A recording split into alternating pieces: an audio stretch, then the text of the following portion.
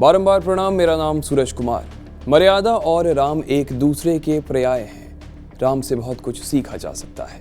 सीखा जा सकता है अपने वचन पर अडिग रहना, प्रेम की खातिर 14 वर्षों तक संघर्ष करना, युद्ध करने से पहले शत्रु को शस्त्र डाल देने की चेतावनी देना। चेतावनी तो खैर राजनीति में भी दी जाती है और बीजेपी लोकसभा चुनाव से पहले विपक्ष को चेता रही है कि उसके हाथ में राम मंदिर नाम का ब्रह्मास्त्र है, जिससे वो चुनाव की दशा और दिशा दोनों पलट सकती है। इसी दिशा में बढ़ रही बीजेपी की रथ को बढ़ा रहे हैं पीएम मोदी, जो आज अयोध्या में हैं, जहां से आज उन्होंने लोगों को संबोधित किया। पूरी दुनिया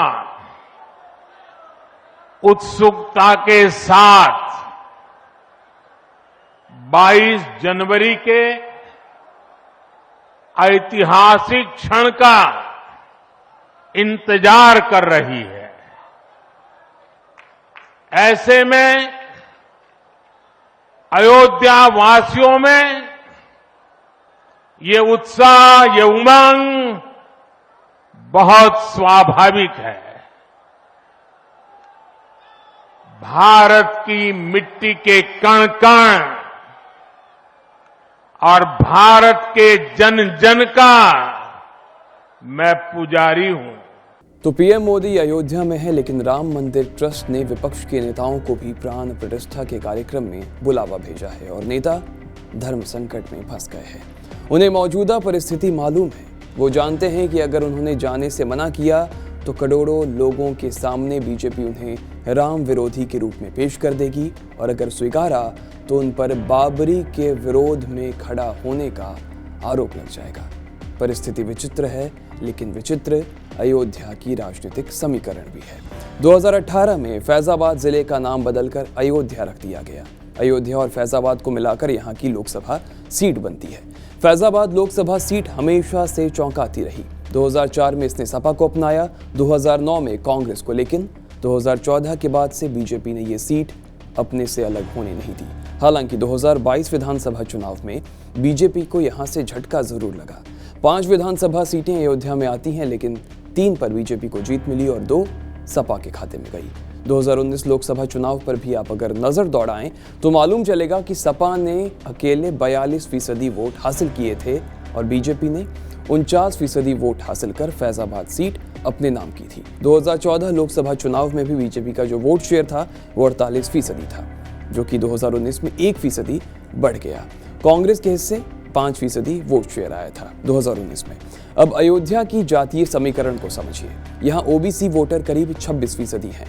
इसमें यादवों का वोट शेयर 13%, दलित 4% और सवर्ण 29% वोट शेयर अपने पास रखते हैं। पिछले 2 लोकसभा चुनाव में लल्लू सिंह ने फैजाबाद सीट जीती है, लेकिन सवाल यह है कि क्या 2024 लोकसभा चुनाव में भी फैजाबाद सीट बीजेपी के पास आएगी?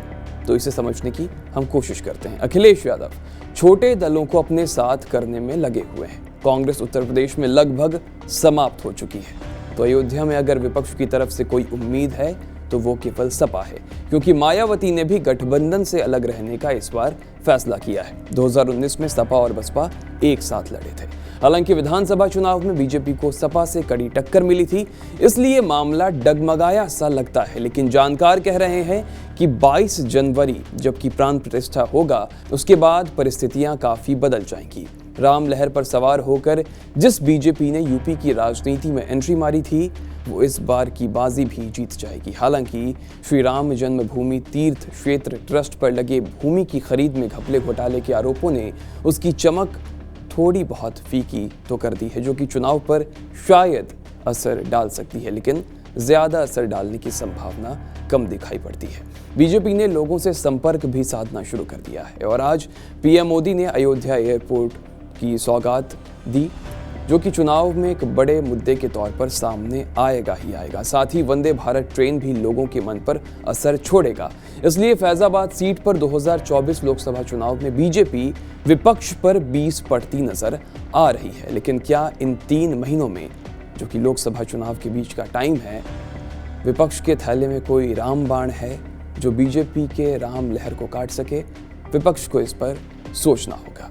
उत्तर प्रदेश उत्तराखंड की खबरों को जानने के लिए देखते रहिए TV9 उत्तर प्रदेश उत्तराखंड।